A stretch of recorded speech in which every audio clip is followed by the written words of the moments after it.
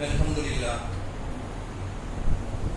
لله الذي نستعينه ونستغفره ونعوذ بالله من شرور أنفسنا ومن سيئات أعمالنا من يهده الله فلا مضل له ومن يضلل فلا هادي له أشهد أن لا إله إلا الله وحده لا شريك له وأشهد أن محمدا عبده ورسوله أما بعد ربي اشرح لي صدري ويسر لي أمري واحلل عقدة من لساني يفقهوا قولي. போற்றுகின்ற புகழனைத்தும் அல்லாஹ் ஒருவனுக்கே உண்டாவதாக. அவனுடைய அன்பும் அருளும் அண்ணலும் பெருமகனார் ஸல்லல்லாஹு அலைஹி வஸல்லம் அவர்களின் மீதும் அன்னாருடைய குடும்பத்தினர் மீதும் சத்திய சஹாபாக்களின் மீதும் இந்த மகரினுடைய கடமையை நிறைவேற்றிவிட்டு அல்லாஹ்வினுடைய இறை இல்லத்திலே சில மார்க்க செய்திகளை அறிந்து கொள்ள வேண்டும் என்பதற்காக அமர்ந்திருக்கின்ற நம் அனைவரின் மீதும் அல்லாஹ்வினுடைய அருளும் சாந்தியும் சமாதானமும் என்றும் என்று நிலவட்டுமாக. கண்ணியத்திற்குரிய அல்லாஹ்வின் நல்லடியார்களே, அமெரிக்காவினுடைய லாஸ் ஏஞ்சல்ஸில் ஏற்பட்டிருக்கக்கூடிய பெரிய காட்டுத் தீ அந்த நாட்டை மட்டுமல்லாது உலகமெங்கும் காட்டுத் தீயாக பேசப்பட்டுக் கொண்டிருக்கக்கூடிய ஒரு தகவலாக இருக்கிறது. தலைப்புச் செய்திகளில் எடுத்தாலே லாஸ் ஏஞ்சல்ஸ் கலிபோர்னியா மாகாணத்தினுடைய நிலைமையை பற்றி வரிசையாக செய்தியாளர்கள் பேசிக் கொண்டிருக்கிற ஒரு நிலைமை. மக்கள் எல்லோரும் இப்படிப்பட்ட பேரழிவுகள் ஏற்படுகின்ற பொழுதெல்லாம் தங்களுடைய சொந்த கருத்துகளால் அரசியல் ரீதியாகவும் ஒவ்வொரு நாட்டின் சார்பாகவும் பேசிக் கொண்டிருப்பதை நாம் எல்லாம் பார்த்துக் கொண்டு வருகிறோம். இன்று நாகரிகத்திலும் கருவிகளிலும் அறிவியலிலும் நாங்கள் தான் முன்னோடி, உலகத்தினுடைய உச்சத்தில் நாங்கள் தான் இருக்கிறோம் என்று வாதிட்டுக் கொண்டிருக்கக்கூடிய அமெரிக்காவினுடைய நிலை ஒரு காட்டுத்தீ ஏற்பட்டு சாண்டா விண்ட் என்று சொல்லக்கூடிய காற்றினால் ஏற்பட்டது என்று ஒரு காட்டுத்தீ ஏற்பட்டு அந்த தீயை கட்டுப்படுத்த முடியாமல் விழிவிழுங்கி நிற்கின்ற ஒரு வல்லரசு என்று சொல்லலாம். எல்லா நாடுகளினுடைய விவகாரங்களிலும் தலையிடக்கூடிய அந்த நாடு தன் உள்நாட்டு விவகாரமான இந்த பேரழிவை என்ன செய்வதென்று தெரியாமல் சிக்கி திணறி திண்டாடி கொண்டிருக்கின்ற ஒரு நிலைமை. கிட்டத்தட்ட 4 லட்சம் கோடி ரூபாய்களுக்கு மேலான பொருளாதார இழப்பீடு என்று அந்த நாடு சமீபத்திய அறிக்கையை வெளியிடுகிறது.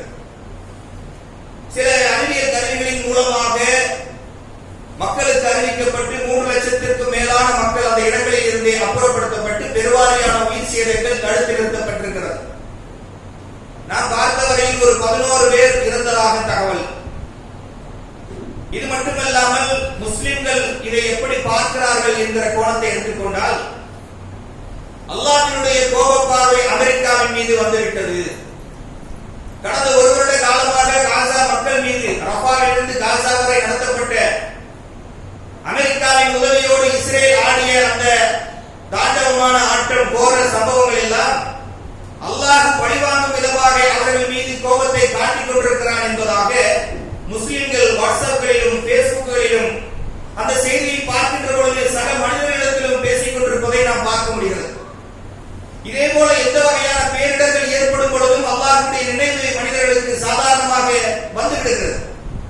இது நமக்கு ஏற்பட்டால் எப்படி இருக்கும் என்கிற எண்ணம் ஒரு இறப்பின் போதோ ஒரு பேரழிவுகள் நடக்கின்ற பொழுதோ மக்கள் படுகின்ற துன்பத்தை பார்த்து நமக்கும் அது ஏற்படுவது சகஜமான ஒன்றுதான். ஆனால் இது எதனால் ஏற்படுகிறது என்று மனிதன் காரணம் கற்பிக்கின்றானே, இது அல்லாஹ்வுடைய விஷயத்தில் ஒரு முஸ்லிம்கள் கவனமாக இருந்து கொள்ள வேண்டிய ஒரு நுணுக்கமான இடமாக இருக்கிறது.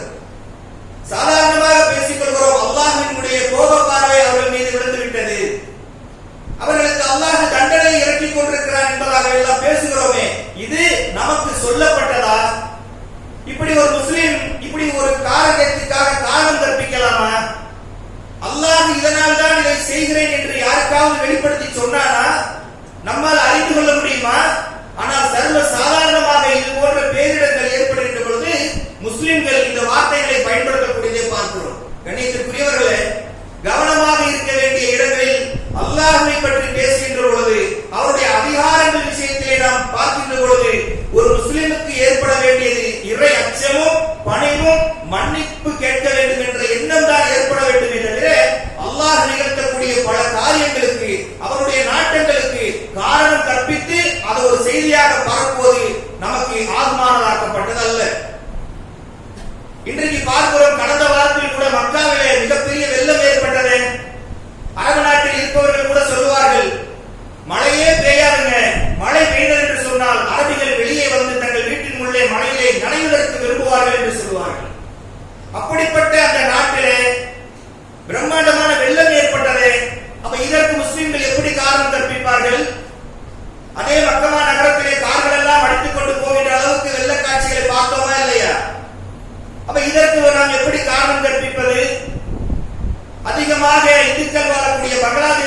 நாட்டிலே நிலநடுக்கம் ஏற்படுகிறது, பல வகையான தேர்தல்களை நாம் பார்த்திருக்கிறோம். அப்ப அதற்கு எப்படி காரணம் கற்பிப்பது?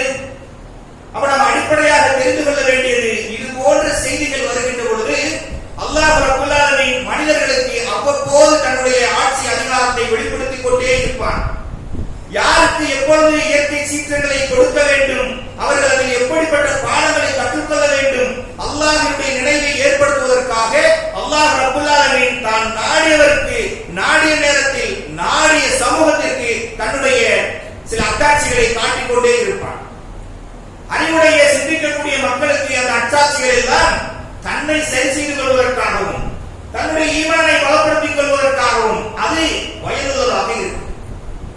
இன்றைக்கு அந்த காட்டு தீயை சேட்டலைட்டினுடைய படங்கள் காட்டுகின்றன.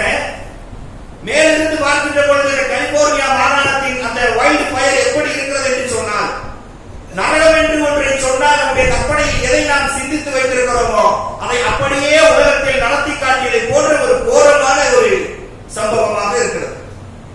அப்ப இது போன்ற விஷயங்கள் வருகின்ற பொழுது முஸ்லிம்களாக இருக்கக்கூடிய நாம் அதில் பாடமும் படிப்பினையும் கற்றுக்கொள்ள வேண்டுமே தவிர, இது போன்ற விஷயங்கள் இதனால் தான் அல்லாஹ் ஏற்படுத்துகிறான் என்று அல்லாஹ்வுடைய அதிகாரத்திற்கு காரணம் சொல்லக்கூடியவர்களாகவும் அதற்கு ஒரு நோக்கம் கற்பிக்கக்கூடியவர்களாகவும் இருக்கக்கூடாது. இது நம்முடைய பண்பாக இருக்கவே கூடாது என்பதை மனதில் வைத்துக் கொள்ள வேண்டும். சரி, இப்படிப்பட்ட விஷயங்கள் நடக்கின்ற பொழுது சக முஸ்லிமுக்கு நாம் சொல்ல வேண்டியது என்ன என்று சொன்னால், இது போன்ற காரணங்கள் நாம் கற்பிக்க கூடாது என்பதையும், இந்த பேரிடர்கள் எல்லாம் வரலாற்றின் மூலமாக எப்படிப்பட்ட பாடங்களையும் படிப்பினைகளையும் நமக்கு ஏற்படுத்தி கொடுத்தது என்பதையும் நினைவூட்டுவதற்காகத்தான் என்பதை எடுத்துச் சொல்ல வேண்டியது ஒவ்வொரு முஸ்லிமின் மீது கடமையாக இருக்கிறது.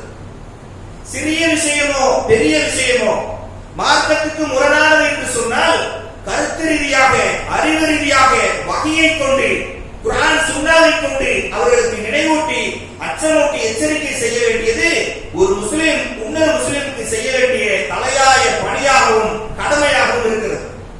அப்ப அந்த வகையில இந்த மார்க்கத்தை எந்த வகையிலெல்லாம் நாம் எடுத்துச் சொல்வதற்கு வாய்ப்பு கிடைக்குமோ அந்த வகையிலெல்லாம் எடுத்துச் சொல்லக்கூடிய அந்த வாய்ப்புகளை சரியாக பயன்படுத்தக்கூடியவர்களாக இருக்க வேண்டும். ஒரு சிறிய செய்தி இந்த மார்க்கத்தில் கிடைத்தாலும் அதை பிறருக்கு சொல்லிவிடுங்கள் என்று அல்லாஹ் பெருமானார் ஸல்லல்லாஹு அலைஹி வஸல்லம் அவர்கள் சொன்னார்கள். நீங்கள் அதை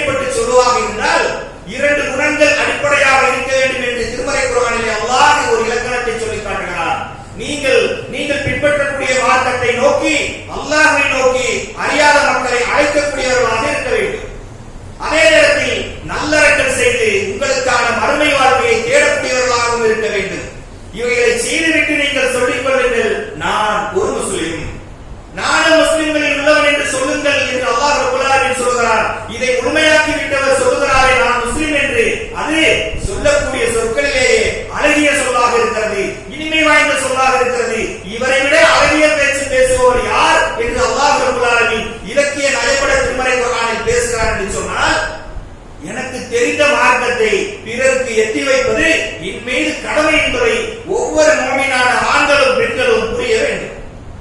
அல்லாஹ் ரப்பல் ஆலமீன் இன்னொரு இடத்தில் சொல்கின்ற பொழுது இந்த உம்மத்தை ஹைர உம்மத் என்று சொல்கிறார். இவர்கள் சிறந்த சமுதாயம், தேர்ந்தெடுக்கப்பட்ட சமுதாயம். ஏன் தெரியுமா? 3வது அத்தியாயம் 110வது வசனத்தில் அல்லாஹ் சொல்கின்ற பொழுது குன்தும் ஹைர உம்மத்தின் உஹ்ரஜத்தில் நாஸ், மனிதர்களுக்கு படைக்கப்பட்ட சமுதாயங்களில் தேர்ந்தெடுக்கப்பட்ட மிகச்சிறந்த சமுதாயமாக நீங்கள் இருக்கிறீர்கள் என்று அன்னலம் பெருமானார் ஸல்லல்லாஹு அலைஹி வஸல்லம் அவர்களுடைய உம்மத்தான நம்மை பார்த்து அல்லாஹ் ரப்பல் ஆலமீன் சொல்றார். எதற்காக இப்படி ஒரு புகழாரம் நமக்கு சூட்டப்படுகிறது? அல்லாஹ் அந்த வசனத்தின் அடுத்த பகுதியாக சொல்கிறான், தஅமரூன பில் மஅரூஃப், நீங்கள் நன்மையை ஏவக்கூடியவர்களாக இருக்கிறீர்கள், தீமையை தடுக்கக்கூடியவர்களாக இருக்கிறீர்கள். இது ஒரு முஸ்லிம் தன் வாழ்க்கையிலே கடைபிடிக்க வேண்டிய தலையாய ஒரு இலக்கணமாக இருக்கிறது. ஒரு நாணயத்தின் 2 பக்கங்களைப் போல ஒரு முஸ்லிமுடைய மார்க்கம் எப்படி இருக்க வேண்டும் என்று சொன்னால், நன்மையை ஏவுவதும் தான் நன்மையின் பக்கம் நிற்பதும், தீமையிலிருந்து தன்னை தடுத்துக் கொள்வதும், மற்றவரை தீமையிலிருந்து தடுப்பதுமாக அவர் இருக்க வேண்டும். இதில் ஏதாவது ஒரு பணியை செய்து இன்னொரு பணியை செய்யவில்லை என்று சொன்னால் அவர் அந்த இலக்கணத்தை, அந்த தீனுடைய வாழ்க்கையை முழுமையாக்கியவராக ஆக முடியாது. இஸ்லாம் இரண்டையும் சொல்கிறது. நீங்கள் நன்மையை ஏவுங்கள், தீமை நடக்கின்ற பொழுது அதை தடுத்து நிறுத்துங்கள். அப்ப இது போன்ற மக்கள் சிறிய சிறிய காரணங்கள் மூலமாக அல்லாஹ்வுடைய அதிகாரத்திற்கு காரணம் கற்பிக்கக்கூடிய நேரங்கள் வருகின்ற பொழுது அழகிய முறையில் எடுத்துச் சொல்ல வேண்டும். அல்லாஹ் தன்னுடைய அதிகாரத்தை எந்த நிலையிலும் யார் மீதும் அதை நியமித்து விடுவார். சோதனையை கொடுக்க வேண்டும் என்று சொன்னால் அவர்கள் மீது அந்த சோதனையை நீக்கக்கூடியவர் யாரும் இல்லை உலகத்தில். நன்மையை அல்லாஹ் கொடுக்க நாடினால் அதை திருப்பி விடுபவனும் உலகத்தில் யாரும் இல்லை. அல்லாஹ் தன்னுடைய ஆட்சியை, அதிகாரத்தை நிலைத்திருப்பதற்காக இந்த மக்கள் அவர்களை அல்லாஹ்வை பக்கம் திரும்ப வேண்டும் என்பதற்காக இது போன்ற அத்தாட்சிகளை காட்டிக் கொண்டுதான் இருப்பார். நபி யூனுஸ் அலைஹிஸ்ஸலாத்து வஸ்ஸலாம் அவருடைய வாழ்க்கையை பாருங்கள். வரலாற்றிலேயே அல்லாஹ் பேரழிவை கொடுத்துவிட்டு திரும்ப பெற்ற வரலாறு அவர்களுக்கு தான் இருக்கிறது. பேரழிவு தங்களை பீடிக்கின்றதற்கு முன்பாக அல்லாஹ்வுடைய தண்டனை நம் மீது வந்துவிட்டது என்று அஞ்சி அல்லாஹ்விடத்திலே மன்னிப்பு கேட்டார்கள். சில வார்த்தை விரிவுரையாளர்கள் எழுதுகின்ற பொழுது தங்களுடைய கால்நடைகளோடு சென்று அல்லாஹ்விடத்திலே மன்னிப்பு கேட்டார்கள். அந்த அளவுக்கு அவர்கள் பணிந்தார்கள். அல்லாஹ் அவர்களை மன்னித்தான். அப்ப இது போன்ற சம்பவங்கள் எல்லாம் நமக்கு எதை பாடமாக எடுக்கிறது என்று சொன்னால், பேரழிவுகளின் மூலமாக நாம் பாடமும் படிப்பனையும் கற்றுக்கொள்ள வேண்டும் என்பதை தானே தவிர அதற்கு காரணம் கற்பிக்கக்கூடிய விஷயமாக இருக்கக்கூடாது. இன்றைக்கு பல மனிதர்களை நாம் பார்க்கிறோம், தினந்தோறும் பார்க்கக்கூடியவர்களாக இருக்கிறோம். நம்ம ஜமாத்தாக தொழுகின்ற போது கூட எல்லாருடைய தொழுகையும் ஒரே மாதிரியாக இருக்கிறதா? ஒருவர் நெஞ்சின் மீது கை கட்டுகிறார், ஒருவர் தொப்புளின் மீது கை கட்டுகிறார், ஒருவர் விரலை அசைத்து தொழுகிறார், ஒருவர் விரல் அசைக்காமல் தொழுகிறார். அல்லாஹ்வின் தூதர் ஒரே ஒரு தொழுகை முறையை தானே சொல்லித் தந்தார்கள். பல வகையான தொழுகை முறை இருக்கிறதா? அப்போ வேறு விதமாக நபி வழிக்கு மாற்றமாக அல்லது நபி வழி அறியாத மக்கள் தொழுகின்ற பொழுது அழகிய முறையில் அவர்களுக்கு நாம் எடுத்து சொல்லியிருக்கிறோமா? எவ்வளவு நாள் தொழுகையாளிகளாக இருக்கிறோம்?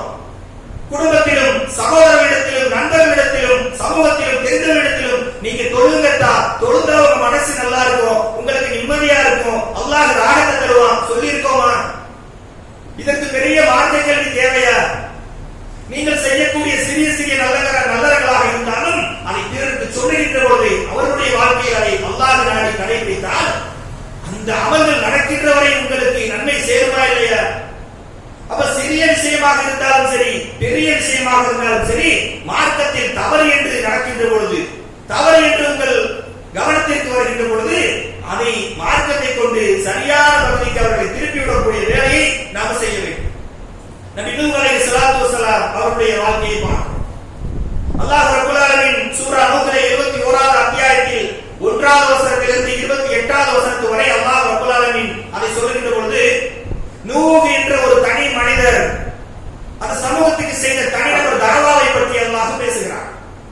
தனி மனிதராக இருந்து கொண்டு ஒட்டுமொத்த சமூகத்தையும் அவர் எதிர்கொண்ட அந்த விதத்தையும் அந்த நபிக்கு இருந்த தன்மைகளையும் அல்லாஹ் ரப்பல் ஆலமீன் சொல்லி காட்டுகிறார். தான் 950 ஆண்டுகள் நீளமான ஆயுள் கொடுக்கப்பட்ட ஒரு நபி, சுருக்கமாக சொன்னால் 9 நூற்றாண்டுகளுக்கு அல்லாஹ் ரப்பல் ஆலமீன் ஒரே நபியை அனுப்பியிருந்தார். எவ்வளவு பெரிய வாழ்நாள் கொடுக்கப்பட்ட நபி. அவர்கள் சொல்கிறார்கள், யா அல்லாஹ், ஏகத்துவத்தை இவர்களிடத்திலே சொல்லுவதிலே நான் தோற்றுவிட்டேன். இந்த வரிகளை படிக்கின்ற பொழுது உள்ளமெல்லாம் அதிர்ந்து